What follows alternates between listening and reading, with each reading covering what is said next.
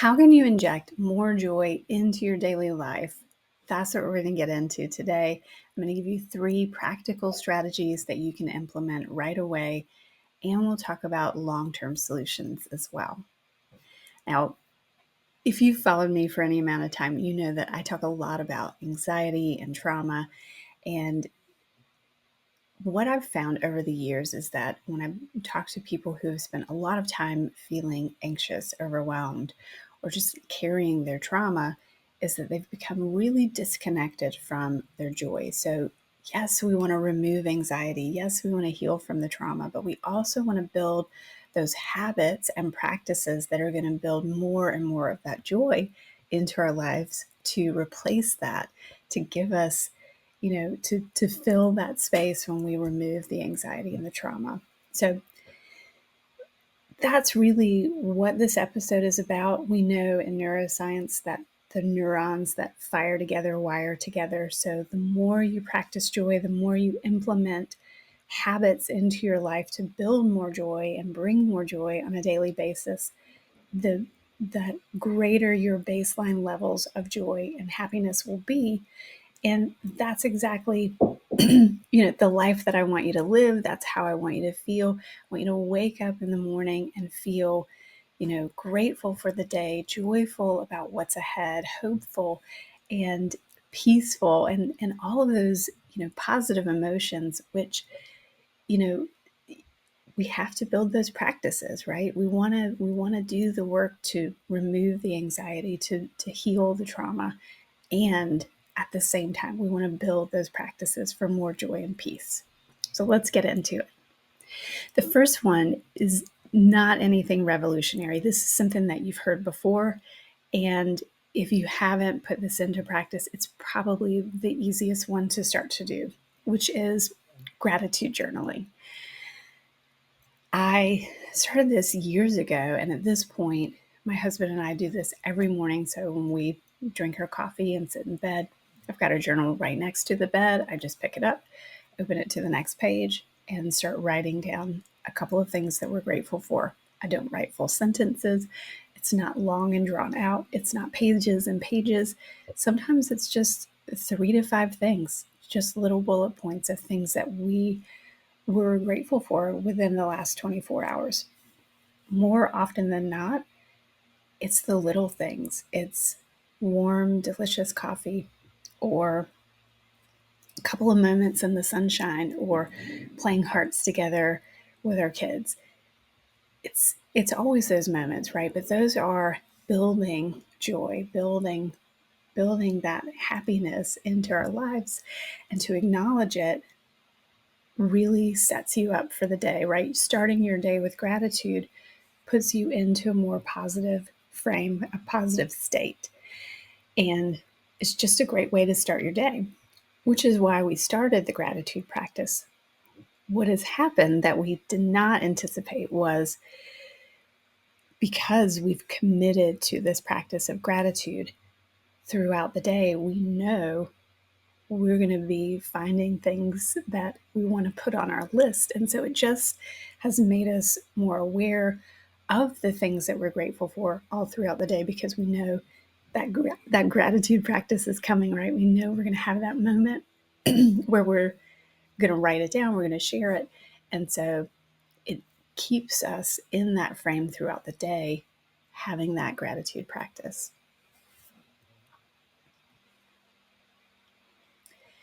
So the second thing I call what's on your plate. When several years ago, we went to a workshop or a training with some counselor colleagues, and there was this exercise we did called What's on Your Plate.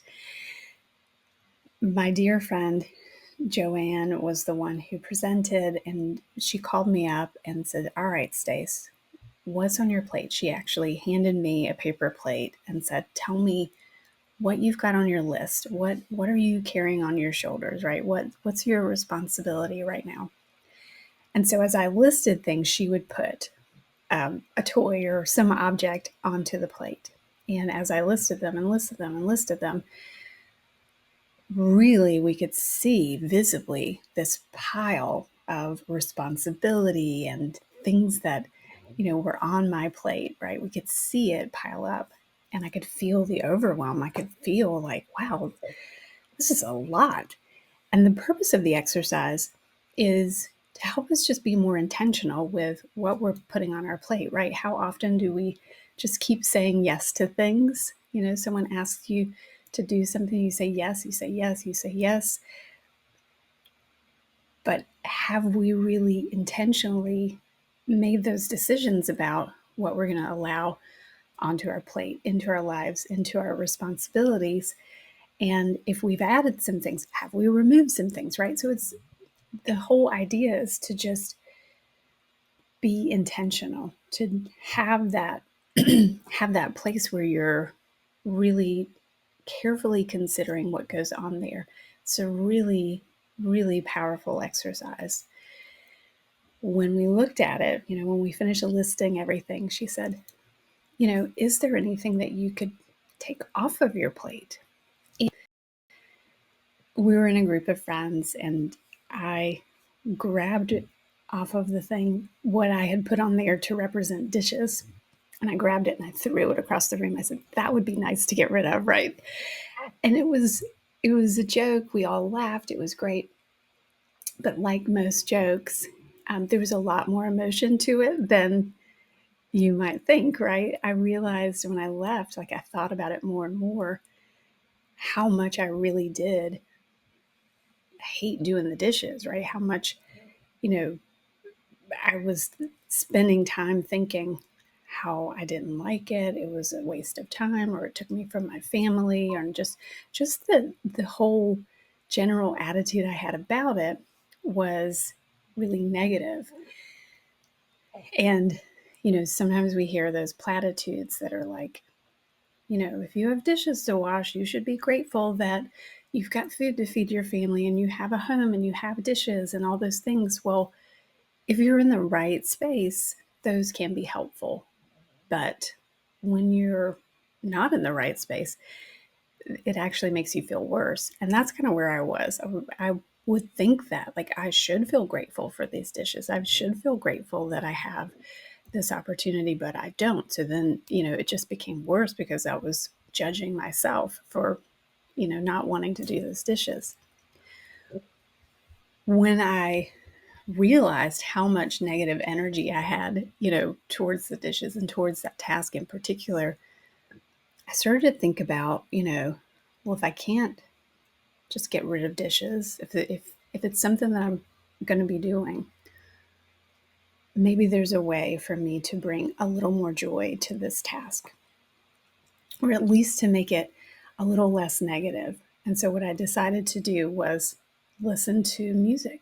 So I would put on my headphones. I would start some Nora Jones, which, she's been a longtime favorite of mine.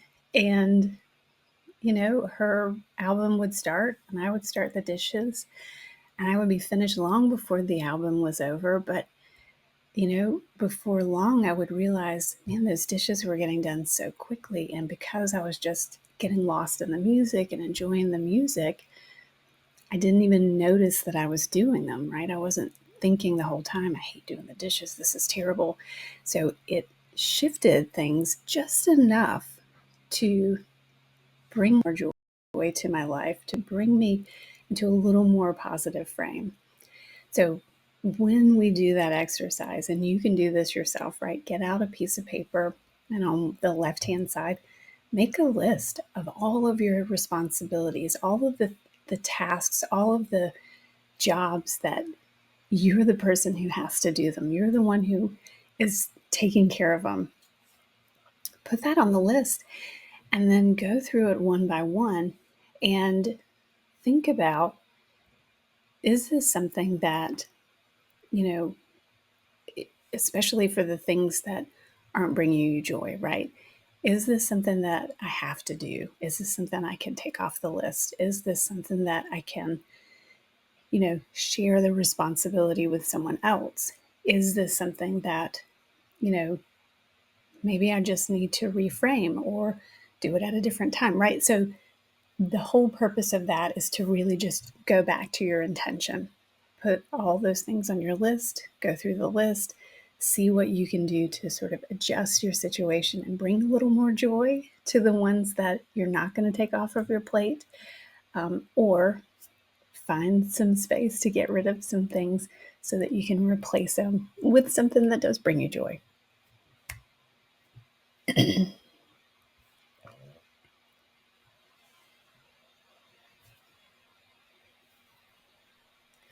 So, the last thing I want to say about this is,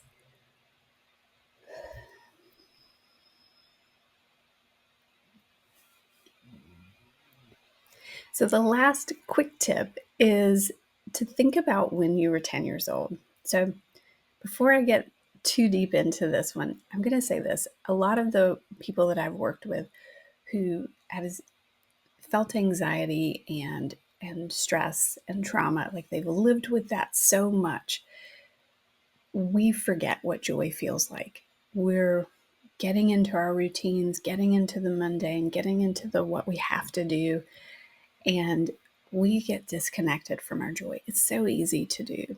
So easy, when you look at social media, you know, to see so much negativity. It's easy to get disconnected from joy. So sometimes when I work with people, they say, I don't even know what I want. I don't even know what brings me joy anymore.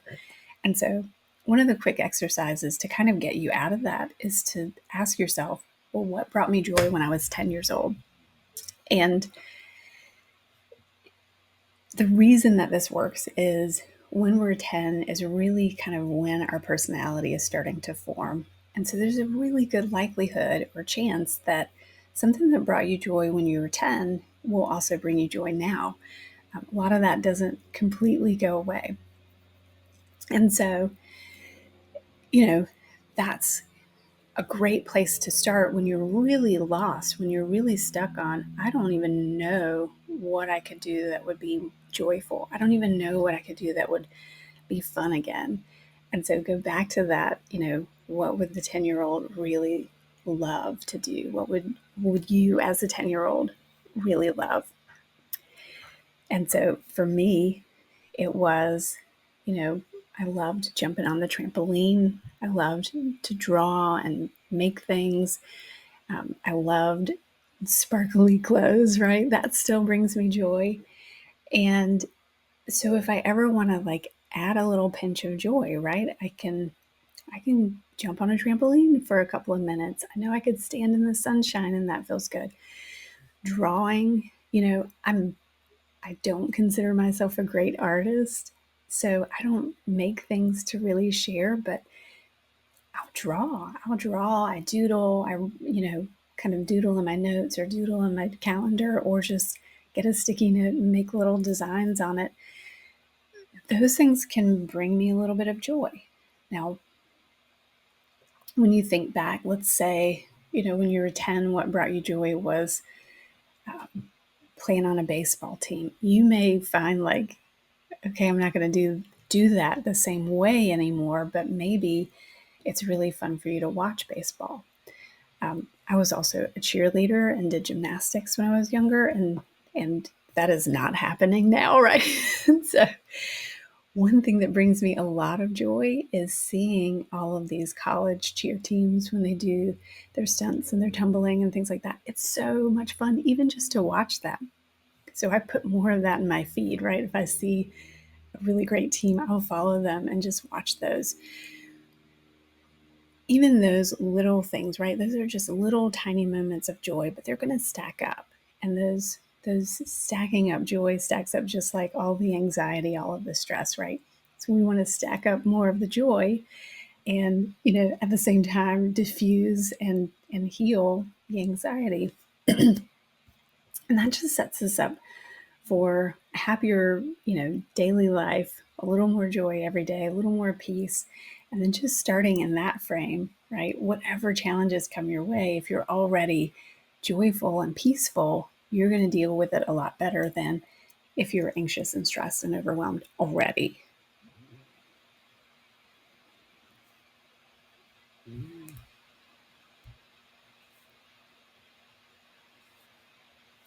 So those are the quick tips. And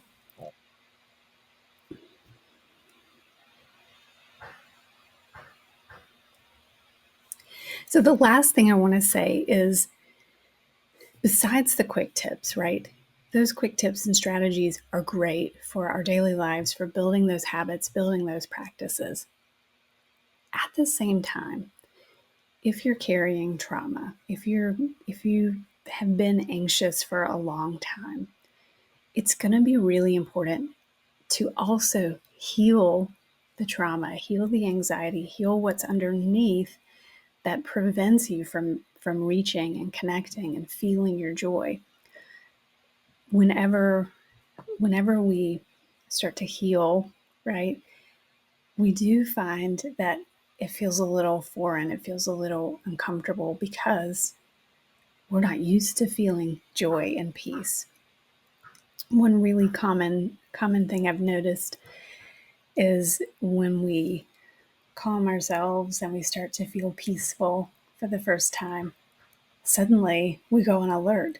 Oh my gosh, don't get too relaxed, right? There's something subconsciously that's like, don't get too relaxed, because the rug might get pulled out from under you, or you might get surprised by something awful happening.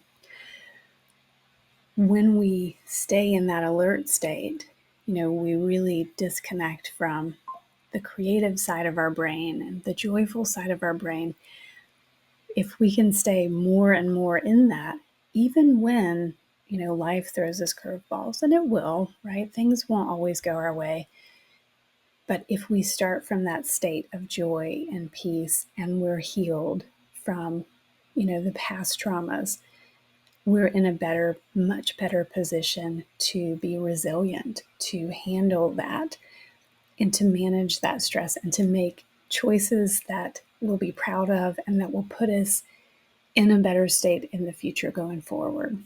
So continue your joyful practices, heal the trauma and anxiety underneath, and then you'll continue to feel that flourishing sense of waking up every day feeling grateful, joyful, peaceful, and just loving your life.